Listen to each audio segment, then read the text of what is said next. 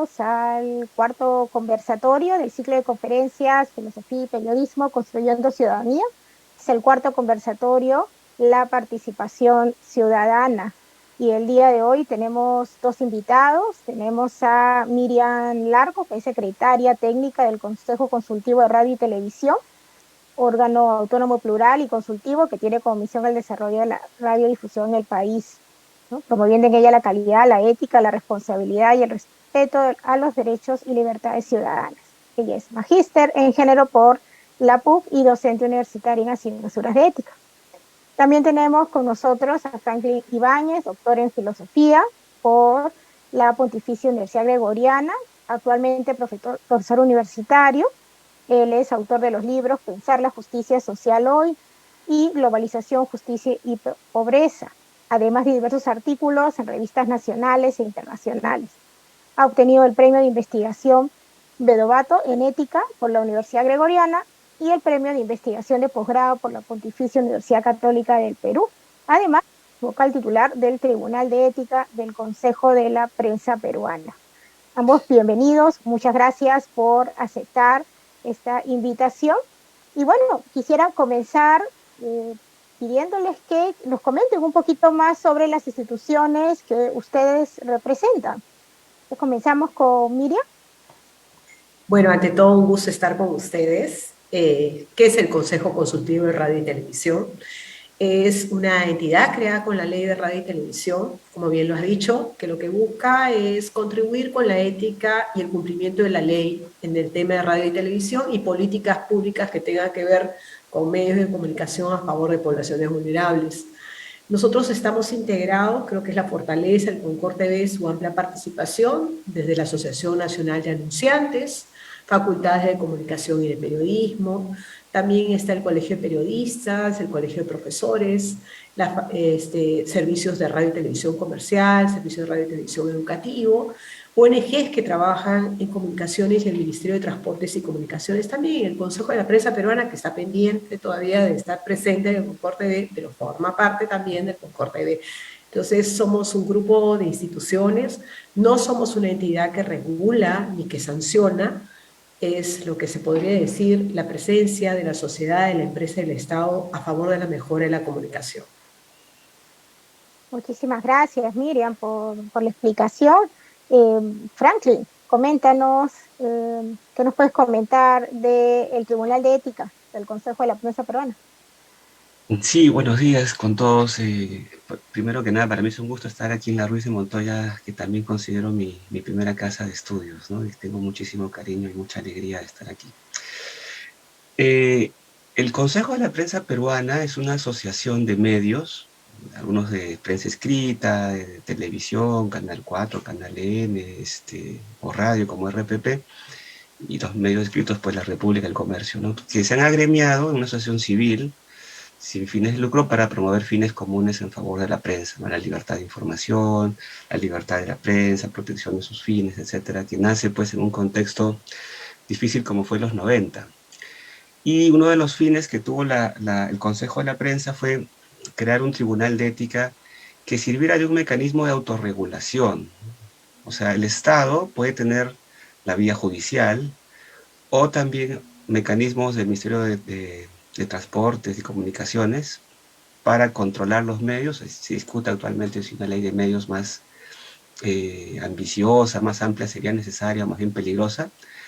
Pero entonces la respuesta de los medios agremiados, la Sociedad Peruana de Radio y Televisión, o en este caso el Consejo de la Prensa, es tener su propio tribunal de ética, que sea un tribunal que no depende de los medios, sino es un tribunal independiente, aunque adscrito al Consejo de la Prensa, donde las personas, individuos que se sienten, qué sé yo, quejados por una mala práctica periodística, por una difamación, etcétera, o por, qué sé yo, ven algo que les choca en la prensa, racismo, sexismo, etcétera, pueden manifestarse, pueden preparar y plantear quejas ante el Tribunal de Ética contra los medios agremiados al Consejo de la Prensa.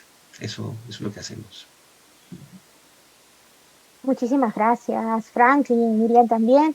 pues, a ver, el tema que nos convoca hoy día es la participación ciudadana, ¿no? Y los organismos por los cuales, pues, o los organismos que tenemos, los espacios que tenemos para la participación ciudadana. Quisiera comenzar primero por preguntarles qué significa participación ciudadana, ¿no? Antes de hablar de cuáles son los espacios que tenemos para la participación ciudadana, ¿qué debemos entender por participación ciudadana?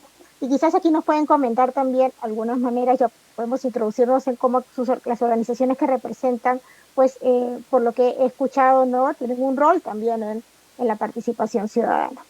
Miriam, ¿podemos Sí, comenzar sí, contigo? claro que sí.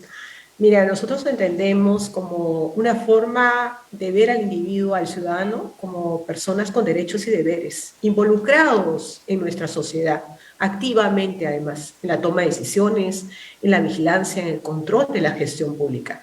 En el caso de la radio y televisión, por ejemplo, nuestras leyes garantizan la participación ciudadana, desde la Constitución hasta una ley especial de participación y control ciudadano. Y en estas normas te habla, por ejemplo, que el individuo, el peruano, tiene la posibilidad de participar en referendos, en iniciativas legislativas, en audiencias públicas, en acceso a la información pública. En el caso de medios de comunicación, para mí es muy importante tomar como ejemplo lo que fue la participación ciudadana en la creación de la Ley de Radio y Televisión.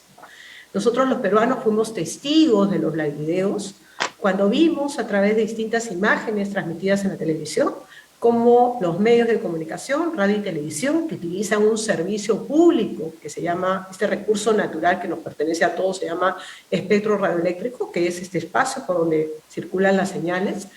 Este espacio que no tiene dueño, sino que pertenece al Estado, a todos los peruanos, y que se le da un título a una empresa o a una persona para que lo maneje de acuerdo a condiciones. Con los videos vimos cómo ese gobierno compraba a los titulares de medios para presentar determinados mensajes favoreciendo al gobierno de turno. Los peruanos fuimos testigos de esto e inmediatamente comenzó la movilización social.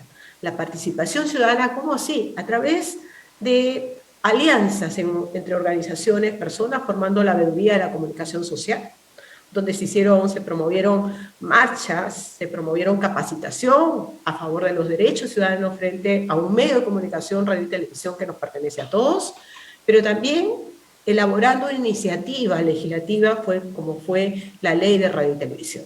En ese entonces los medios ponían música de terror cuando queríamos hablar de una nueva ley de radio y televisión, y decían eso, que la censura, que podría terminar siendo un caos total, teniendo una ley de radio y televisión.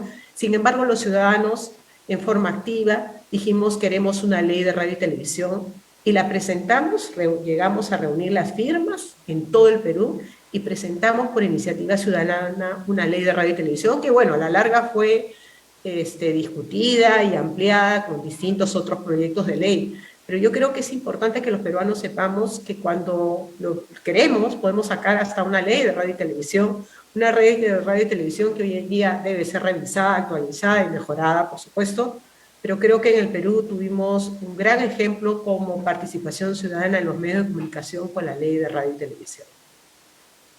Muchas gracias. Mira, excelente ejemplo el que nos muestras de participación ciudadana, ¿no? Llegar a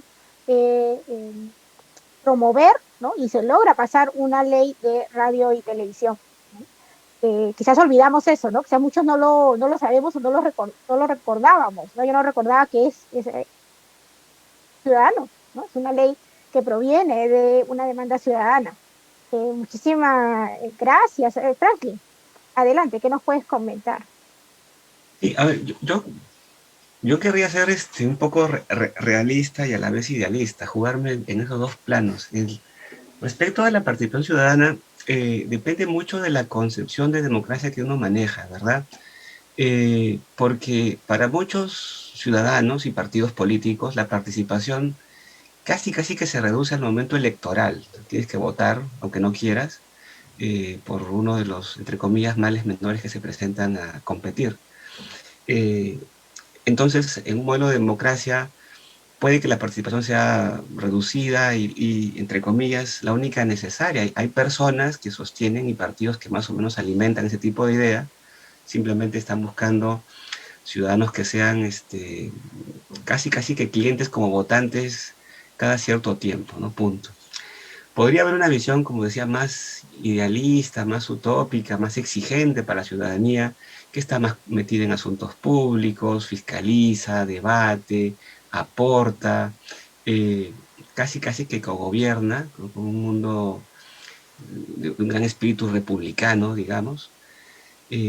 Pero en el Perú, pues nos movemos entre esos dos espectros. O sea, mucha gente está demasiado preocupada por su situación económica diaria, la falta de empleo, ¿no? Entonces, la participación ciudadana parece como algo, entre comillas, como un privilegio de la gente que tiene dinero, medios, que tiene, económicos me refiero, para participar, y las grandes masas ni acceden a los medios ni a las redes, o sea, no tienen una opinión y además no pueden porque están demasiado requeridas por su situación económica.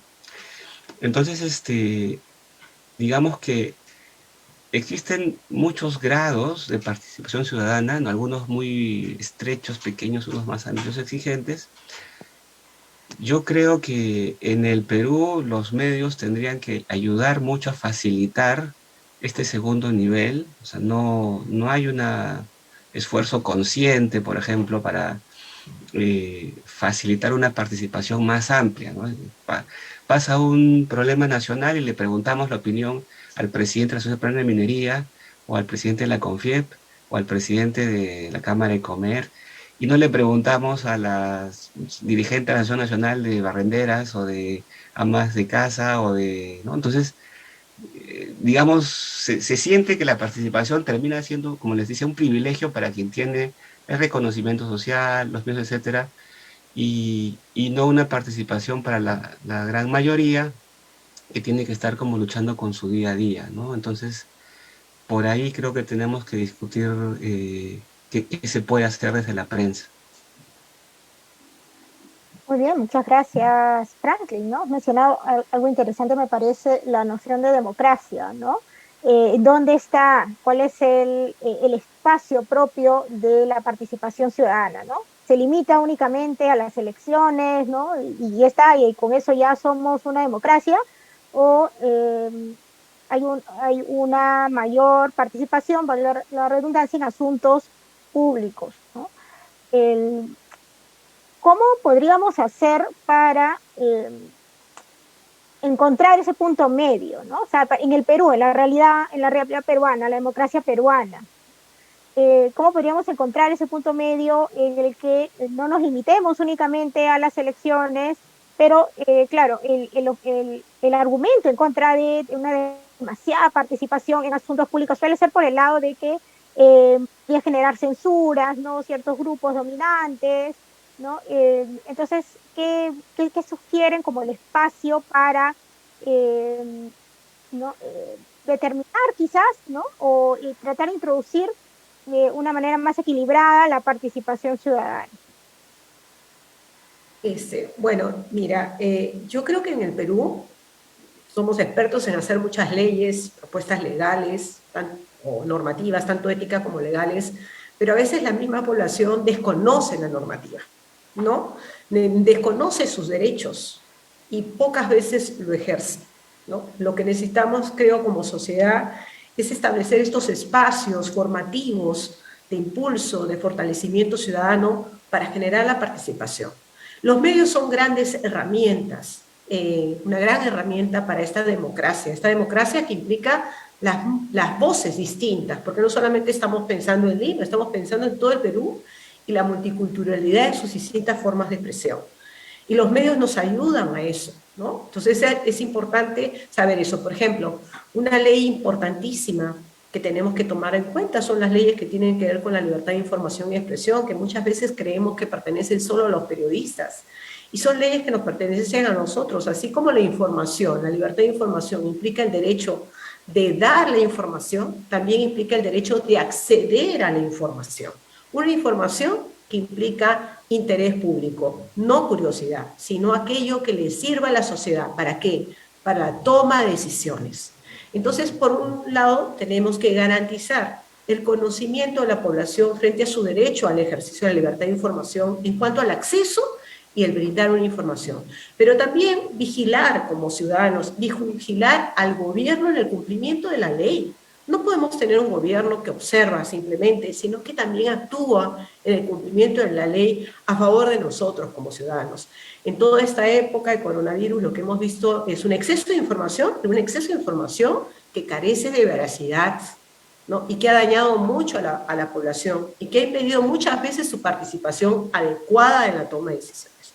Eso por un lado. Tenemos también el acceso a la información pública, que no hay que olvidar, es un derecho que tenemos todos nosotros de acceder a aquella información que venga del Estado, de todas las entidades del Estado. Y el ciudadano todavía no sabe que en un plazo de 7 a máximo 12 días podría acceder a una información de acuerdo a ley, pidiéndola a cualquier entidad del Estado y que nos la deberían dar. Y así poder también velar por nuestros derechos y también acceder a una mayor información que nos pertenece como ciudadanos. Esa es participación ciudadana. Participación ciudadana no solamente es salir a la calle o reclamar, es acceder a la información y tomar decisiones y hasta votar, ¿no? Todo esto nos permite una mejor votación y elección de nuestros candidatos, de nuestro presidente, que en esta época ha sido muy cuestionada, ¿no? El tema de los mecanismos, de hacer llegar mis quejas. Ahora tenemos grandes plataformas digitales que nos permiten también acceder, pero acceder adecuadamente. Vemos cómo la ciudadanía, más allá de informarse o buscar mejores derechos, se entretiene, se distrae. Entonces también, vuelvo a decir, yo creo que en este tema del proceso democrático debemos luchar por una información autorizada, veraz, pero también con mecanismos, procedimientos de acceso, ¿no?, a quejas, a procedimientos eficaces, que todavía no los tenemos. Y a veces la autorregulación funciona en algunos espacios, pero en otros espacios no, es más un obstáculo, como pasa muchas veces en el tema de radio y televisión. Muchas gracias. Mira, Franklin, ¿qué nos puedes comentar? Sí, yo estaba pensando, para fomentar la participación ciudadana se requieren, bueno, condiciones estructurales, ¿no? Por ejemplo, decía, pues en una sociedad donde una tasa de pobreza es tan alta, y hay un buen grupo que va a estar como más tentado o más orientado a la sobrevivencia que a participar de lo común. Están más pensando en el caso individual que en el caso de todos. Pero si quisiéramos darles herramientas, pues también hay formas de fomentarla a través de la educación, a través por ejemplo, promoción de mecanismos, asociaciones civiles, ¿no? Los clubes deportivos, culturales, etcétera, también pueden hacer mucha participación, por lo menos en los temas que les interesan. En leyes del deporte, en leyes de espacios de cultura que se va a representar, etcétera, etcétera. Y ciertamente uno de los mecanismos privilegiados, uno de los instrumentos en la historia de la participación ciudadana moderna es la prensa, los medios. O sea, no se podría comprender hoy en día mucho la teoría de la democracia sin el rol de los medios. Entonces, hay toda una historia tirante entre gobiernos y medios, ¿no? Desde el inicio que algunos gobiernos solo veían en los medios el difusor, ¿no? El medio tiene que ayudarme a difundir mis logros, ¿no? mis alcances de metas, etcétera, etcétera. Casi que es un mecanismo de anunciante, pero no es un camino de ida y vuelta. Entonces, en realidad, como decía, hay toda una historia de tensión cuando, por ejemplo, en el Parlamento inglés no se dejaba ingresar en el siglo XVIII a los periodistas para que puedan ver cómo se está logrando una ley. Se tiene una votación y me acordé porque hace unas semanas el congresista Montoya dijo: a la ciudadanía solo le interesa el resultado de la norma. Lo que se votó es lo que le interesa a la ciudadanía. Y me acordé de Edmund Burke, unos análisis de hace 3 siglos, cuando más bien los ingleses luchaban porque la prensa pueda cubrir el teje de las decisiones y los consensos. O sea, para que la ciudadanía tenga algo significativo que decir y opinar, tenía que estar bien informada.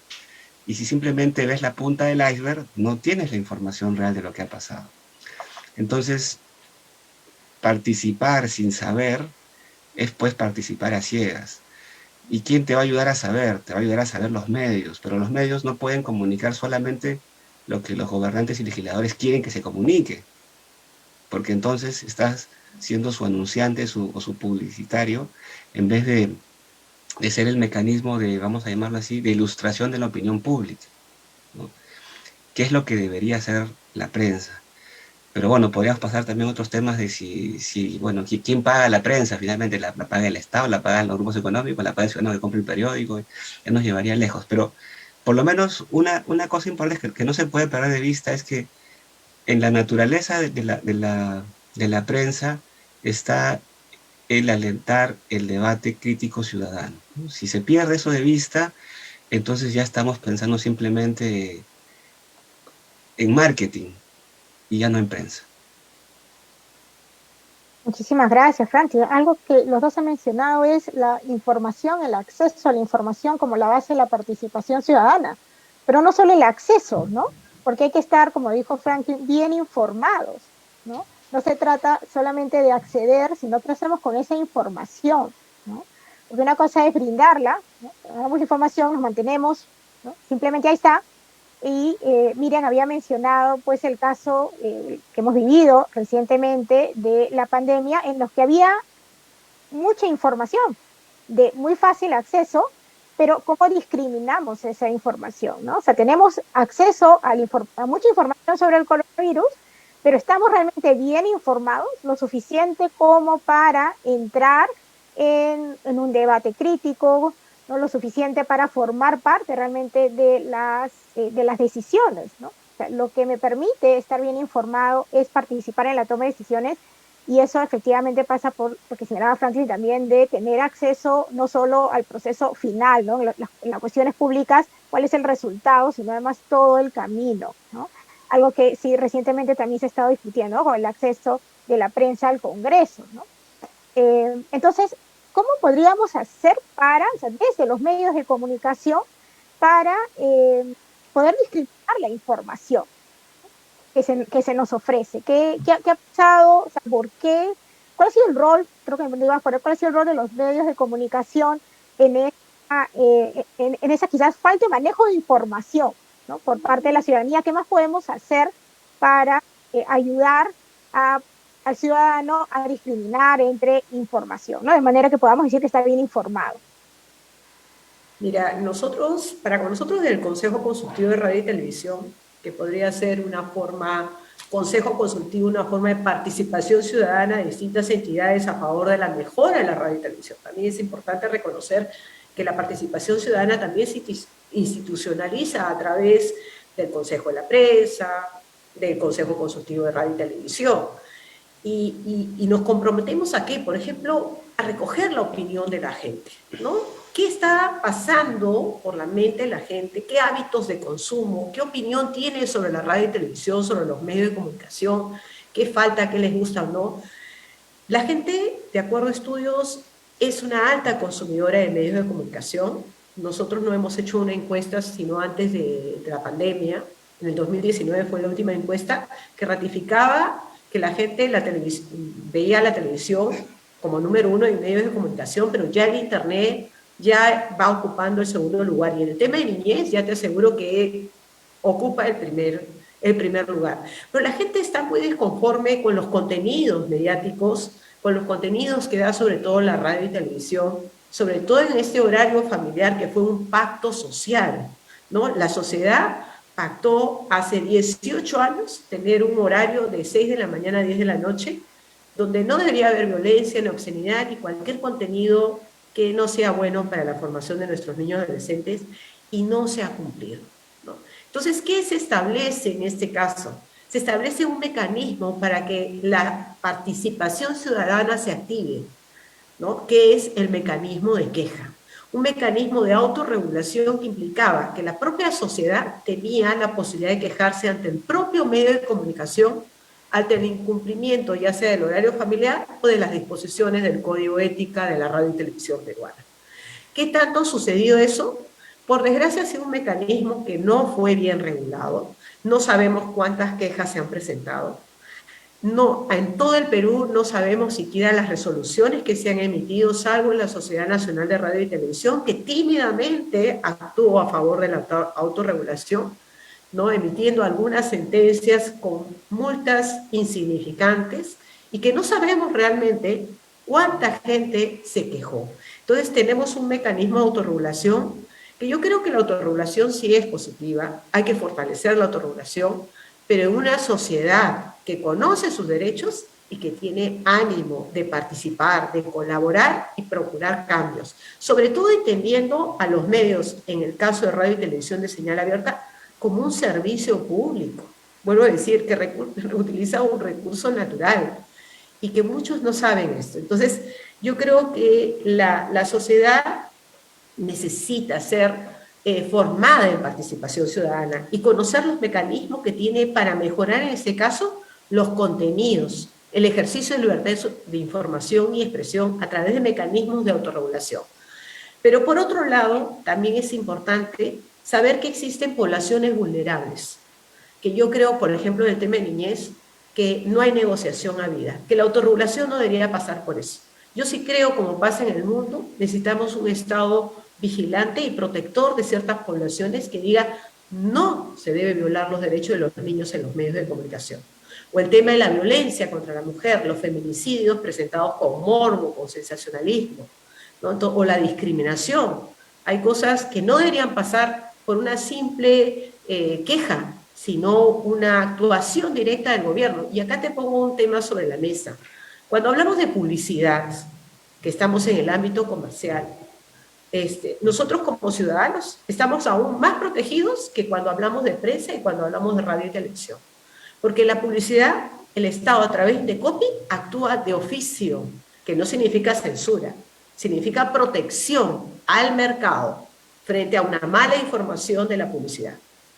Yo sí creo que nosotros como ciudadanos deberíamos tener una mayor protección del Estado, que debería actuar de oficio en temas ligados a la protección de los niños, niñas y adolescentes y al tema de la violencia en los medios de comunicación, que se va normalizando entre nosotros. Muchas gracias, Miriam. Franklin. Sí, yo estaba pensando en la pregunta, pero también en lo que decía Miriam, sobre cómo discriminar o ayudar a discriminar. O sea, los medios pueden transmitir mucho tipo de contenidos, ¿verdad? Algunos contenidos tienden a informar, a generar opinión pública, digamos, y otros tienden a divertir, a entretener, o pueden ser culturales, etcétera, ¿no? Y no está mal que los medios cumplan diversas funciones. Lo que no se debe solapar es un tipo de función con otra, pues, ¿no? O sea, la información, es cierto que se puede dar de modo humorístico, no hay ningún problema en eso, es cierto que uno puede hacer sátira política, etcétera, pero hay que distinguir cuando la información, entre comillas, es seria y quiere formar opinión pública. Entonces, muchos de los medios, me temo, en el Perú, no están yendo a esa tarea seria de querer formar en serio opinión pública, y podemos poner algunos casos. Por ejemplo, cuando se discutía, a propósito de la pandemia que ponías como ejemplo de Rosalvira, el tema de las curas milagrosas, ¿no? Las curas mágicas versus lo que la ciencia tímidamente comenzaba a descubrir sobre el COVID. Entonces, vamos a poner un debate entre dos especialistas, uno que sobre el dióxido de cloro y el otro sobre un científico de la Cayetano, digamos, ¿no? Y entonces, como que les das el mismo peso simplemente porque, entre comillas, quiere ser plural. Entonces, bajo el principio de pluralidad informativa, les estás dando las dos versiones. Pero es que la pluralidad no implica que cualquiera tiene que hablar necesariamente porque simplemente tiene voz o tiene una opinión del asunto, ¿no? El congresista Lescano dijo en su momento: en mi tierra se cura con cañazo. Entonces, si los medios lo ponen como un tercer especialista para que dirima el debate, ¿no? Una tercera opinión es: tomen cañazo para que se curen de la COVID. Entonces, estamos informando, ¿no? Hay un principio de pluralidad que garantiza efectivamente que tiene que haber diversas voces que informan. Ya. Pero junto con ese principio también tenemos que tener cuidado en que no toda voz que existe tiene el mismo peso, pues hay un filtro crítico que los medios tienen que hacer. O sea, así como ofrecer muchas voces, tienen que también justificar por qué esta voz y no otra, ¿no? Y si pongo un segundo ejemplo, el año después de este debate sobre curas milagrosas, tuvimos el tema del fraude, y recuerdo que muchos medios solo invitaban a gente que estaba a favor del fraude. O sea, había coberturas totales con gente que daba visiones a favor del fraude, pero, y más aún, yo soy la tesis de que no hubo fraude, o el presidente puede ser muy malo, pésimo, fatal, lo que ustedes quieran, pero que no hubo fraude, ¿ya? Pero entonces, repetir que hubo fraude, o incluso poner la pluralidad, ¿ya? Vamos a poner uno que defiende que hubo fraude y uno que defiende que no hubo fraude, nuevamente tampoco es serio, a menos pues que el que tuviera, las, cada opción tiene argumentos racionales, etcétera, que puede defender, ¿no? Entonces, digamos que en prensa, ya no en medios de generación, en prensa, se discute mucho cuál es el peso del principio de pluralidad, ¿no? Es darle peso a todas las voces o simplemente a algunas que pueden ser más autorizadas. No hay un equilibrio sencillo, porque si tú solo, por ejemplo, solamente le damos a la gente que tiene grados académicos, puede ser de una manera elitista, pro-occidentalista, poco tolerante con las visiones interculturales en un país que además tiene minorías culturales todavía importantes y que se sienten oprimidas por una opinión mayoritaria que ve más a Europa que al interno, ¿no? Eh, pero no siendo un tema fácil de resolver, digo, la solución sencilla tampoco es una solución acrítica. Ya, pues pluralidad para todo el mundo, ya, que todo el mundo habla, ¿no? Que se pronuncien los terraplanistas, un especial para los terraplanistas, porque la Tierra es plana para algunas personas todavía. Creo que por ahí no va el asunto, ¿no? Y sobre lo que decía Miriam sobre la autorregulación, en el Tribunal de Ética del Consejo de la Prensa, bueno, yo soy de la última gestión, entonces no puedo hablar mucho de las gestiones previas, ¿no? Y por cierto, mi gestión está a punto de acabar, que en una semana exactamente tenemos elecciones y vamos a ver qué pasa con el nuevo Tribunal de Ética. Los casos de los últimos 2 años están documentados en la página web, se pueden encontrar las resoluciones, las que han salido a favor del quejoso o en contra del quejado, ¿no?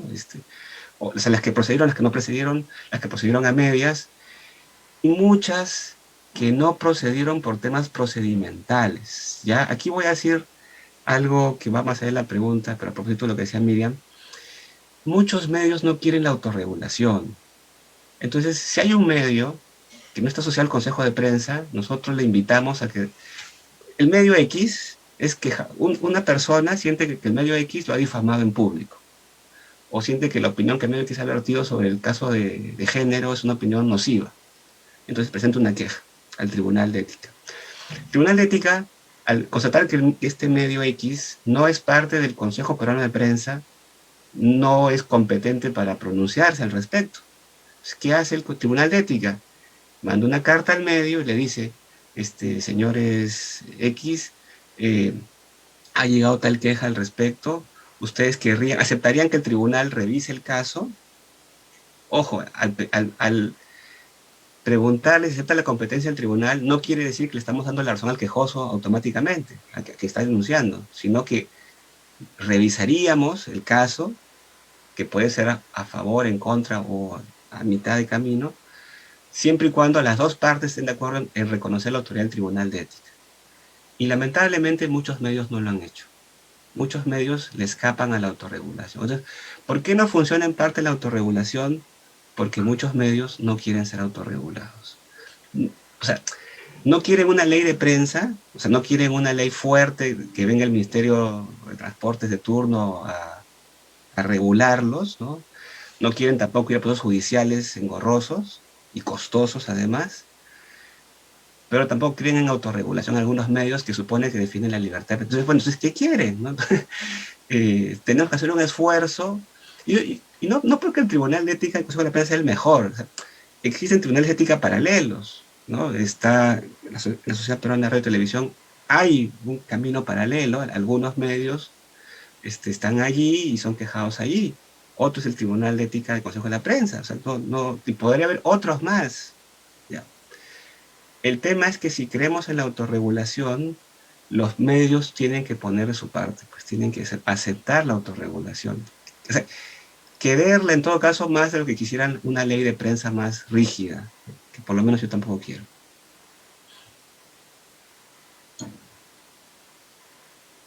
Muchas gracias, Franklin. Sí, creo que podemos ahondar un poquito más en este tema de la autorregulación y el paralelo que ponía Mian, por ejemplo, con la publicidad, ¿no? Que de oficio ¿no? El Estado ya actúa, ¿no? Versus los medios de comunicación, ¿no? Que están un poquito ahora entre ya su ley de medios, la autorregulación que no funciona tanto, ¿no? Entonces, digamos, ¿qué puede hacer la ciudadanía? O sea, hablando de participación ciudadana, ¿no? ¿Qué puede hacer la ciudadanía para, para entrar en este debate, ¿no? Es decir, ¿qué manera podemos como ciudadanos, si es que no tenemos la autorregulación, si es que no tenemos al Estado, ¿no? ¿Cómo podemos hacer como ciudadanos para exigir, quizás dado que es nuestro derecho, o sea, tenemos el derecho a la información y los medios de comunicación son aquellos por los cuales, ¿no? Accedemos a esa información, porque efectivamente no podemos, hay mucha información en la cual no podemos o no tenemos los medios suficientes para, como ciudadano no particular, para tener esa información y contamos en realidad con, ¿no? La radio y televisión, que como decía Miguel, a pesar de que el Internet ya, ¿no? Está eh, cogiendo mucho campo, sigue siendo la radio y la televisión, sobre todo en aquellas comunidades menos representadas, ¿no? Sigue siendo el medio principal, sino el único medio de adquirir información, ¿no? Entonces, ¿cómo piensan ustedes que sería la participación ciudadana en esta regulación de los medios de comunicación, sobre todo la información falsa, ¿no? Los fake news, que, que me pueden comentar o que nos pueden comentar al respecto? Me gustaría comenzar en esta rueda, si me Y sí, por permiten, supuesto, Franklin, adelante. contando casos concretos, además, para ver qué funciona o no funciona de la autorregulación. El primer caso que tuvimos el tribunal actual, que insisto, está por acabar en una semana, fue el caso de Yanira Dávila. No sé si conocen la historia. Yanira Dávila es una periodista, una chica común que trabajaba en Canal 7 en Aprendo en Casa, y puso un tuit quejándose sobre los explosivos bueno, explosivos es mucho decir, perdón, los cohetes, los cuetones que los hinchas de la U pusieron en el 2020 en agosto para celebrar el aniversario de la U, ¿no? Entonces ella puso: acabo de dejar de ser hincha de la U. No sé si se acuerdan, una medianoche en agosto, Lima fue despertada por unos cuetones, y puso eso, y mucha gente, hinchas de la U u otros ya, llamémosle vándalos, ¿no? Comenzaron a atacarle en redes, que es una desgraciada, con frases muy subidas de tono, muy subidas de tono. Y en la República y en Libero, repiten la historia contando, diciendo que aceptando que ella está sufriendo, ¿cómo se llama? Una violencia de género, pero amplifican la historia, digamos. Si algunos, pocos sabían la historia, con los retweets de la República, con las notas de la República, mucha más gente se entera y mucha más gente va a caerle duro, ¿no? Entonces, en las publicaciones de la República en el medio digital, ya se dicen cosas muy obscenas, demasiado subidas de tono, y Yanira Dávila se queja porque, o sea, no me han entrevistado, porque se pone esto, no han pedido mi permiso para poner la declaración. Y finalmente le dimos la razón a ella de que la República debería tener cuidado de si ciertas notas promueven la violencia de género. Entonces la República no le gustó la sentencia, la resolución final, pero tuvo que aceptarla porque es miembro del Consejo de Protección. Ya está. Entonces, ahí hay un mecanismo donde tú puedes ver, o sea, no siempre se le va a dar la razón a quien se queja. Aquí se le dio la razón en parte porque, o sea, sabiendo que se estaba poniendo en riesgo a una persona, o sea, amplificar la noticia, bueno, hay más detalles en el caso que no vale la pena, pero digamos, hay una responsabilidad, ¿no? ¿Qué es lo que quiero lograr en todo caso? O si quiero hacer este caso más bien para defender a la periodista por ser mujer que nació víctima de, entonces tengo que tratar de darle un contenido distinto, porque el fin de la nota, ¿cuál es? Simplemente es el chisme, porque esto me va a dar muchos vistos, muchos likes, ¿no? ¿Qué es lo que a veces pasa con los medios? O sea, ¿qué es lo que me da vistos? Y ya, eso es la forma en que discriminan qué es noticia y no, qué es lo que la gente quiere ver, quiere saber. ¿Ya? Y un segundo caso, tal vez el más importante que hemos tenido estos 2 años, fue el caso, precisamente la segunda vuelta electoral respecto de Canal 4 y Canal N. Periodistas de Cuarto Poder, si se acuerdan ustedes de la historia, Anushka Buenaluque, René Gastelumendi, Daniel Llovera y otros, se quejaron primero internamente de que no les estaban dejando cumplir bien su labor. Si tenían noticias en contra de, por ejemplo, Keiko Fujimori, el director de prensa, ¿no?, les decía que eso no era importante por ahora. Y cosas de ese tipo. Entonces, tenían una serie de elementos para decir, no se está cubriendo bien la segunda vuelta. Los mítines de Castillo aparecen cortados, con una mala diagramación, no se cubrió el mítin de cierre de Castillo, ¿no? Entonces, los periodistas salen del Canal 4 y mandan ya una carta, no solamente ellos, sino a la opinión pública, explicando su salida, ¿no? Es una especie de queja, casi que un manifiesto, digamos.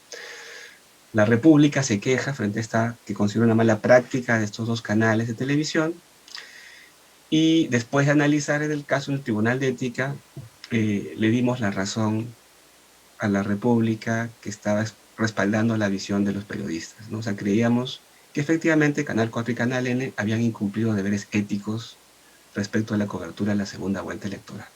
Ya. ¿Qué pasó allí? La ciudadanía estaba muy dividida. La ciudadanía, los grupos familiares, las familias, todas las universidades, estábamos peleados con uno con otro, luchas fratricidas y a muerte. Entonces, como que eso nos quitaba cierta, no queríamos oír una verdad, o solamente mi verdad, o solo que hice mi parte, ¿no? Y entonces, yo creo que, por ejemplo, ese tipo de casos pueden ser muy pedagógicos de lo que funciona o funciona en medios. Entonces, la ciudadanía podría quejarse mucho más de estas prácticas, pero no lo hacía porque en el fondo gran parte de la ciudadanía quería que gane Keiko Fujimori, están en su derecho, por supuesto, ¿no? Entonces les conviene una práctica periodística que está desalentando al contendor, porque la mayor parte de la ciudadanía que votó por Pedro Castillo, pues es una ciudadanía que no tiene más bien acceso a estos medios, que no tiene Canal N, que para comenzar está en Movistar, es un canal de cable, etcétera, ¿no? Entonces, eh, como que la ciudadanía en su temor respaldaba una práctica ya. Pero asumamos que no hubiera sido este el caso ya. Yo creo que el principal problema que tenemos actualmente como tribunal es que el tribunal no es el Consejo de la Prensa, el tribunal es la ciudadanía. O sea, el Consejo de Prensa no nos paga para comenzar. No hay una devoción a los directores, al directorio. No tenemos una lealtad hacia los medios que lo conforman o nos eligieron. El tribunal se debe a la ciudadanía. Entonces, la ciudadanía tiene que activar al tribunal. Si el tribunal no es activado, entonces tiene poco que hacer. Estamos a la espera de que periodistas, instituciones, personas naturales presenten quejas. El tribunal solo se manifiesta de oficio, en nuestro caso, cuando hay una práctica muy común a los medios. Ya, digamos, todos los medios están siendo xenófobos, o todos los medios están siendo muy parciales. Entonces, en casos así, el tribunal ha emitido algún pronunciamiento sobre varios medios, pero no sobre una práctica concreta o una acción concreta de un medio o un periodista, sino sobre el conjunto. Pero las denuncias ciudadanas es lo que activa el tribunal. Ese es el paso número 1. Y el paso número 2 es la difusión. Decía Miriam cuán efectivas son las sanciones que puede dar la autorregulación.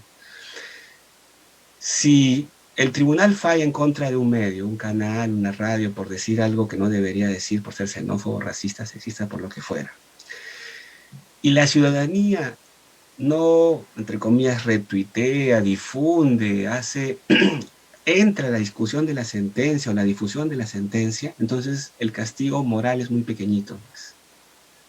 En el caso de Canal 4, por ejemplo, el castigo moral fue más o menos simpático, porque Canal 4 y Canal N publicaron un comunicado diciendo que estaban en contra de lo que el tribunal había dicho. Y en realidad fue peor para ellos porque la ciudadanía ahí se le fue encima, cuando dijeron, hemos sido responsables, plurales, serios, etc. Entonces, cuando dijeron eso, más bien hicieron lo que no, le hicieron publicidad a la sentencia, y la ciudadanía sí reaccionó y comentó, ¿no? Pero quien debe hacer la sentencia sobre todo es la ciudadanía. Entonces la ciudadanía tiene que activar los mecanismos de autorregulación y tiene que difundir las sentencias, precisamente para que los medios se vean, entre comillas, por lo menos golpeados en su imagen. Gracias, Francis. Miriam. Bueno, sí. Bueno, yo creo que es importante hablar de lo que es la autorregulación, ¿no? Punto de partido. La autorregulación no es yo mismo me regulo y punto. No, la autorregulación es respeto la ley, hay una ley, libertad de información, todos los derechos constitucionales, honor, buena reputación, todo lo que quieras, ley de radio y televisión, y a partir de esas disposiciones yo doy un plus, mis principios éticos, reflexiono con mis periodistas, o sea, la ética va más allá del cumplimiento de la ley, ¿no? Es un compromiso, son valores.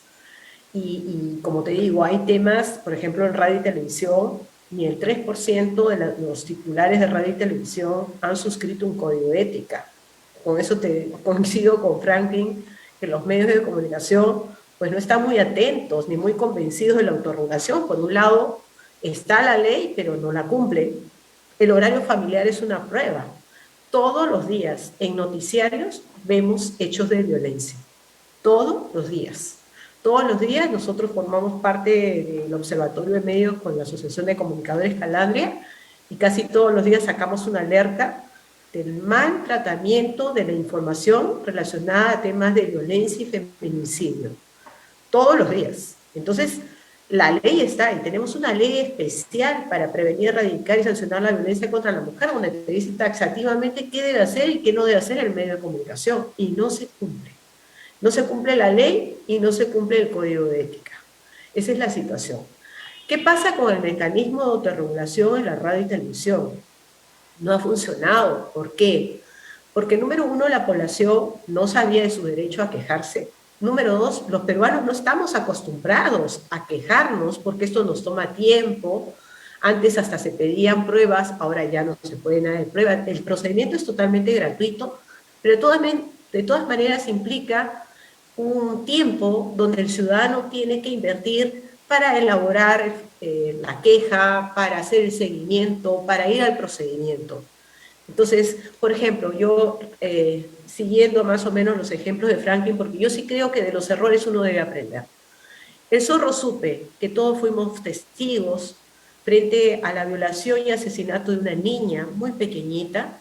El Zorro Supe, un chico que no pasó por estudiar, parece, ni tener sentido común, echa la culpa a la madre de por qué había salido a una fiesta, había abandonado a su hija y que ella era la culpable de la violación y el asesinato de su hija. Y eso lo hace en el medio de comunicación, en horarios familiares más, ¿no? Entonces, inmediatamente despiden al chico, pero se inicia un proceso, ¿no? La ciudadanía inicia un proceso contra este señor. Después de un año de un proceso, que debería ser de inmediato, eficaz, lo amonestan al medio. Entonces, claro, uno dice, ¿para qué me quejo si esto no va a tener ningún tipo de resultado? Ahora, la población, de acuerdo a estudios que hemos tomado, en más de un 50% ya sabe que existe un mecanismo de autorregulación, que existe un horario de familiar. La gente comienza a quejarse, pero todavía no sabe cómo quejarse, porque los medios tampoco han cumplido con lo que establece la ley, es decir, un correo electrónico, una página web, me refiero a radio y televisión de señal abierta, ojo, correo electrónico, página web, personas responsables o entidades responsables. Yo podría decir la Sociedad Nacional de Radio y Televisión, que agrupa las cadenas nacionales, la única que ha cumplido. Los otros medios, uno que otro puedo estar olvidándome, no tienen ni siquiera una persona responsable de recibir una queja. Entonces la ciudadanía dice, ¿para qué me quejo? Pero la ciudadanía reacciona frente a estos casos. Por ejemplo, antes de la pandemia, chicos de universidad, supongo ya frente a un caso espantoso que vimos en medios, salió a marchar contra la televisión basura. Recordemos eso. Y eso no pasó solamente en Lima, pasó en distintos lugares del país. Pero ¿qué pasa? Los medios no recogen esas noticias. Y la gente dice, acá no pasa nada, cuando sí por abajo hay un gran movimiento ciudadano a favor de la mejora de la comunicación. Entonces tenemos que a través de redes sociales la gente se queja, Instagram, Twitter, Facebook, la gente presenta casos, o sea, plataformas digitales se han vuelto la voz, la queja de la ciudadanía en el ejercicio de su libertad de información y expresión. Entonces tendríamos que sentarnos a pensar si estos mecanismos de autorregulación de verdad sirven, porque yo creo que el mecanismo de autorregulación sirve para que la sociedad también controle a los medios. Porque, por ejemplo, un mecanismo de autorregulación necesita tener un código de ética, pero un código de ética que es mi compromiso como medio de lo que voy a hacer de acuerdo a la ley y de acuerdo a mis principios. Y esto lo tengo que publicar, y muchos medios ni siquiera lo hacen.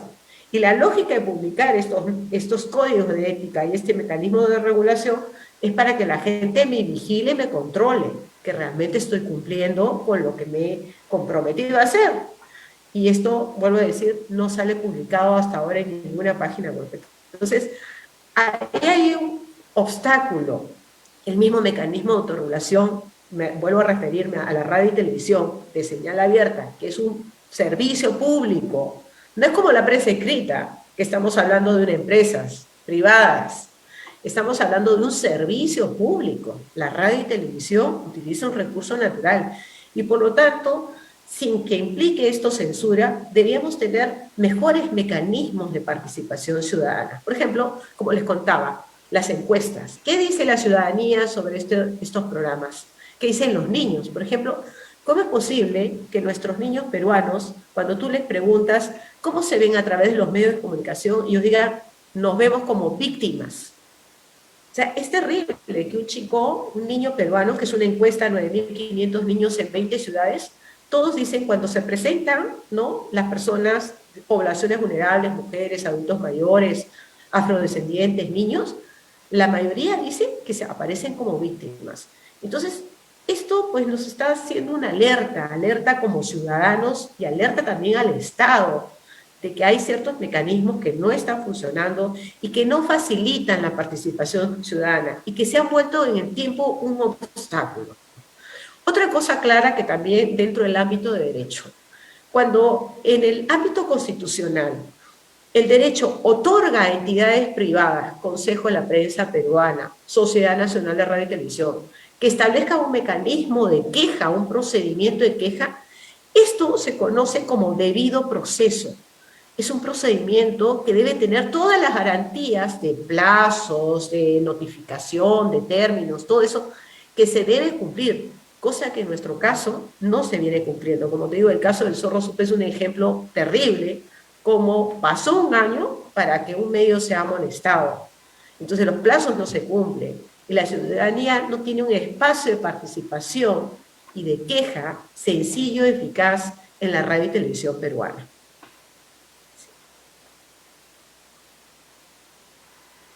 Muy bien, Miriam, gracias, ¿no?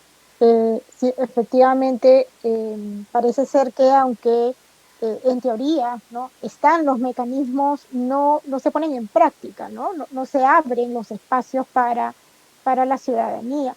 ¿Ya que creen que se deba, que se deba? ¿No? Porque está la ley, como señalas, ¿no? Si apelamos a la ley, apelamos a también eh, no, la noción del debido proceso, eh, que es, ¿por qué, aunque existe la posibilidad de abrir estos mecanismos, la ciudadanía no está participando, ¿no? Franklin ahí comentaba, ¿no?, de que nosotros no podemos actuar si es que no hay una queja, ¿no? Rara vez actúan de oficio. Entonces, del lado de la ciudadanía, ya lado, no tanto del lado de los medios, pero del lado de la ciudadanía misma, ¿qué creen que está pasando? ¿No? ¿Por qué no se activan estos mecanismos? O sea, Franklin o Miriam, cualquiera de los dos. Creo O sea, que Franklin, miran, adelante. sí, creo que miran enumeró viendo parte de los desafíos, ¿no? Que son procesos que a veces parecen inútiles por el tiempo que duran, parecen engorrosos, eh, parecen poco efectivos. Yo decía, la ciudadanía tiene el problema, nuevamente, ¿qué modelo de participación ciudadana queremos? ¿Una ciudadanía que participe activamente o una que simplemente vote, ¿no? Entonces, si buena parte de la población está demasiado ocupada en sus asuntos privados, no tiene tiempo e interés en lo público. Pero ese es un problema que es más allá de los medios, es un problema general del país y en parte la crisis que tenemos actualmente es porque la ciudadanía no sabe qué hacer. O sea, voy a ir a marchar para que se vaya el Congreso y el presidente, pero si va a pasar lo mismo, entonces la ciudadanía no quiere marchar. Entonces es un problema en el que los medios sí podrían ayudar a hacer algo más, pero la ciudadanía misma no quiere participar en este momento. Hay un descrédito general. Aún si hubiera los mejores mecanismos, más ágil, la ciudadanía está en un momento poco feliz, digamos, el romance con la participación en este momento está demasiado bajo. Ya. De parte de las asociaciones civiles dedicadas a temas de medios, podríamos siempre mejorar los reglamentos, que sean más ágiles, más sencillos. En el Tribunal de Ética hemos tratado de que en ningún caso, creo que lo hemos cumplido, no sé si me falla la memoria, pero creo que en ningún caso ha llegado a los 3 meses, ¿ah? Creo. A no ser que haya habido alguien que se volvió a quejar y que extendió, pero creería que no han llegado a 3 meses, creo. Y los emblemáticos han sido incluso tratados de resolverse aún más rápido. Eh, entonces, digo, el motor de todo esto está en que la ciudadanía se apodere, haga suyo el mecanismo. Pero si la ciudadanía en este momento está tan descreída, saliendo de una pandemia, una crisis económica, pues se puede entender. ¿Qué podrían hacer los medios? Por supuesto, de difundir más los temas de autorregulación, comprometerse más en estas asociaciones o en otras, ¿no? Y la ciudadanía que por lo menos sí tiene cierto espíritu crítico, democrático, más tiempo, por ejemplo, los chicos que nos están siguiendo en esta transmisión, que seguramente son esta población tan activa de la UARM, como siempre ha sido, por ejemplo, comprometerse pues a seguir más críticamente a la prensa, ¿no? A comentar sus notas, a revisar las resoluciones del tribunal, también las pueden criticar, por supuesto, o sea, si sienten que el tribunal se ha ido de boca o se ha ido de más, se ha vuelto muy censurador o muy inquisidor, también se puede criticar, pero es mejor o sea, criticar esas discusiones, o sea, que pasen en silencio. Eso es lo peor que puede pasar, creo yo, a las asociaciones que creemos en la autorregulación. Si son silenciadas, no porque las silencia el gobierno o los medios, sino porque la ciudadanía no le prestó interés, ¿ya? Entonces efectivamente tenemos que pensar en otra alternativa, porque sí hay temas delicados que no se pueden dejar de lado simplemente al juicio de los medios, ¿no? Yo siempre voy a poner de ejemplo la regulación publicitaria con la regulación radio, televisión y prensa, porque podemos decir que la ética y la regulación desde el Estado de la publicidad sí funcionan. Lo hemos visto, sí funciona. ¿Y por qué funciona? Número uno, tenemos una entidad que regula especialmente la radio y televisión, que es Indecopi, pero también una entidad desde la Asociación de Anunciantes, como es el CONAR, que tiene a su gremio organizado bajo un código de ética y que también funciona. Pero paralelamente se han creado mecanismos de participación ciudadana a través de la Asociación de Consumidores y Usuarios. En otros países existen también asociación de usuarios de radio y televisión. ¿Y cómo fomenta el Estado esto? Le da una participación en la multa. La asociación puede recibir un porcentaje para poder autofinanciar denuncias. Sabemos que todavía la realidad en el Perú es que todavía el ciudadano no puede escribir una queja, puede escribir a través de redes sociales, decir no estoy de acuerdo con eso y todo, pero seguir un proceso no es fácil. Y sabemos que posiblemente a través de una asociación que los represente, una institución, sí podría ser efectivo su participación ciudadana. Yo creo que podríamos crear e institucionalizar y fomentar la creación de asociaciones con fondos que vengan de multas para que puedan participar los ciudadanos y que tengan una actitud vigilante, pero no solo vigilante, sino de colaboración. Porque, volvemos a decir, los medios de comunicación son grandes herramientas para la formación ciudadana y para la democracia. Hay que observarlos, no censurarlos, hay que observarlos en el cumplimiento de las leyes vigentes, libertad de información, expresión, pero con los límites establecidos. Y no lo podemos dejar esta gran carga a las personas individuales, sino yo creo que formando asociaciones e instituciones con capacidad de recibir fondos luego de una denuncia, podría ser la solución para una mayor participación ciudadana en los medios. Eso por un lado. Por otro lado, deberíamos iniciar formación ciudadana. Bueno, la universidad es el espacio adecuado para la formación de la ciudadanía, sobre todo en comunicaciones. Nuestros alumnos tienen que salir así, con las normas, las reglas de juego muy claras. ¿Hasta dónde puede llegar su creatividad, el uso de la información? Por ejemplo, un periodista debe tener clarísimo, su valor máximo es la veracidad. La veracidad es no negociable y la veracidad implica contar con fuentes, diligencia en el uso de la verdad, lo objetivo, lo comprobable. Y es algo que deberían hacer de una persona que egresa de una universidad. Y cuando se equivoca, debería saber que existe el derecho de rectificar y disculparse antes que la persona se lo pida. Entonces, desde la universidad, formarlos en ciudadanía activa, colaboradora con el cumplimiento de la ley. Y creo que también es importante crear espacios colectivos de diálogo, de reflexión, como el que estamos haciendo, ¿no? Donde podemos contar los casos, así como Franklin cuenta los casos que ha visto, yo puedo contar los casos, y aprendemos de los casos, porque eso es lo que creo que falta. La población siente de que no resulta nada, no existe nada, y hay muchísimos casos que te dicen lo contrario, ¿no? Este tema que contaban de cuarto poder es emblemática en la historia de la comunicación en nuestro país. Periodistas capaces de decir, adiós medios de comunicación, no cumpliste el código de ética, me voy y hago mi propio medio de comunicación y con mucho éxito. Epicentro TV hoy día brilla, ¿no? Como una agencia de medios, un buen medio, una buena alternativa para los comunicadores, ¿no? Entonces, estas cosas, estos ejemplos, pues activan el ejercicio ciudadano a favor de una buena comunicación. Bien, muchas gracias a Miriam y Franklin. El, algo que mencionaba ambos es lo de las asociaciones, ¿no? Es decir, que el ciudadano se siente como que solo, o sea, el ciudadano individual, ¿no? Teniendo que hacer estos procedimientos, llenando cosas, a veces no es claro a dónde voy, a dónde escribo, qué hago, ¿no? Y las asociaciones podrían, pues, efectivamente darnos ese apoyo, ¿no? Logístico, porque sí, yo creo que es una de las cosas que sentimos los ciudadanos es, pero ya yo quiero quejarme, pero para qué me quejo? No va más allá, ¿no? Se demora, un año después, aparece, ¿cómo hago? Tengo que tomar tiempo, estoy preocupado con otras cosas, ¿no? Y mucha de la descarga, creo yo, porque no es que no nos quejemos, creo, sino que la descarga se da sobre todo en redes sociales, ¿no? O sea, compartimos un tweet, un post, y ahí está, ¿no? Y ahí está, y se queda ahí, ¿no? Se queda dando vueltas en las redes, algunos comentan. Entonces, no sé, yo creo que sí hay interés quizás, ¿no?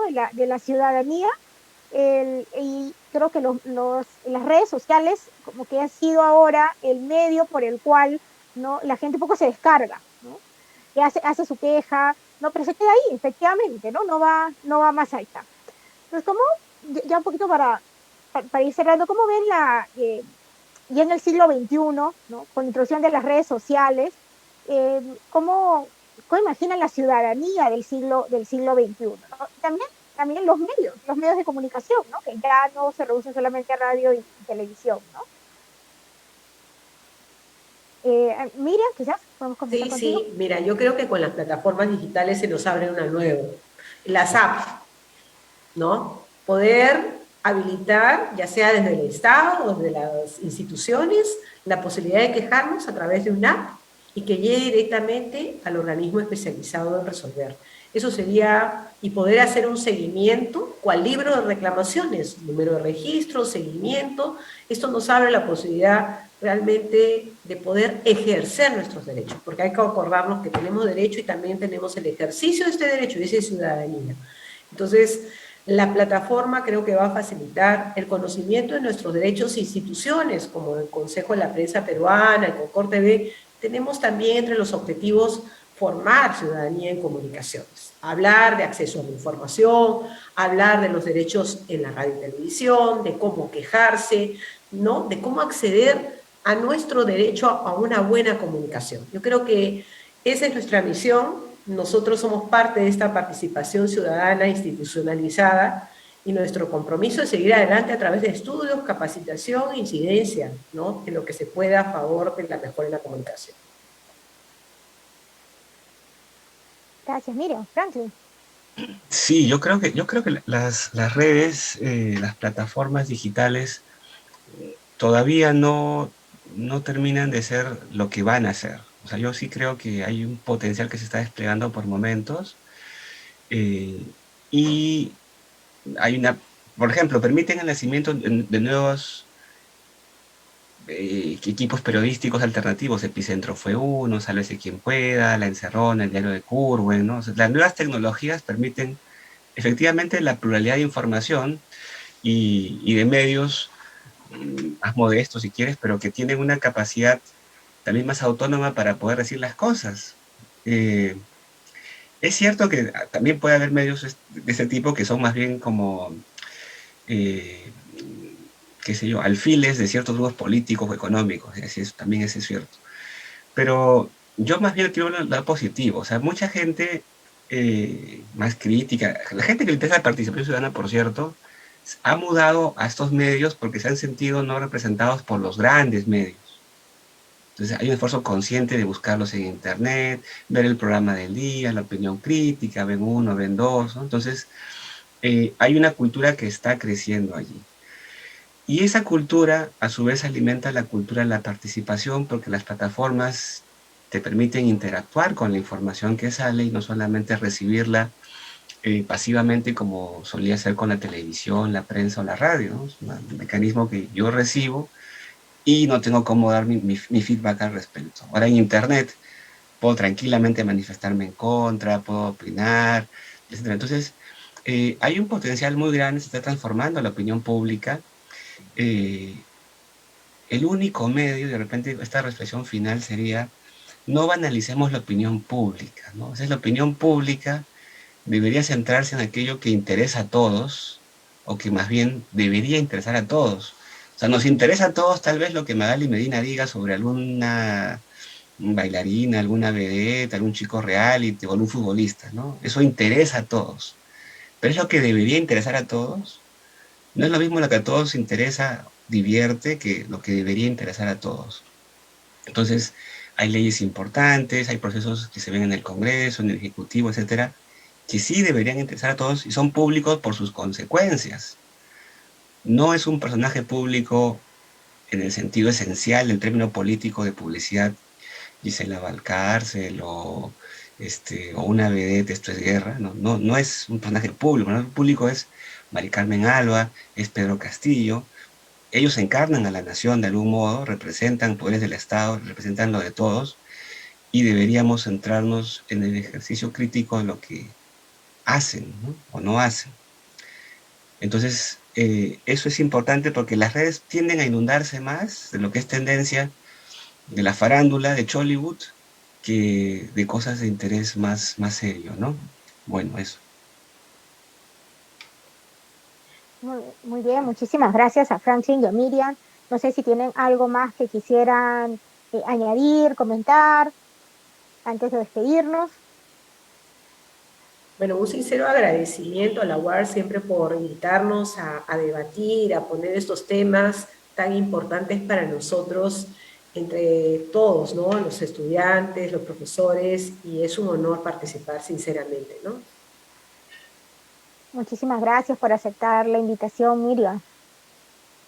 Sí, yo también quisiera agradecer nuevamente a la UAR, mi casa de estudios, y invitar a que siga ejerciendo este rol crítico ciudadano, ¿no? Que no solamente quedan los estudiantes, sino que a través de este tipo de eventos que se transmiten al público, ayudan a formar una conciencia crítica y una participación ciudadana más activa, que es el tema que nos convoca. Muchísimas gracias.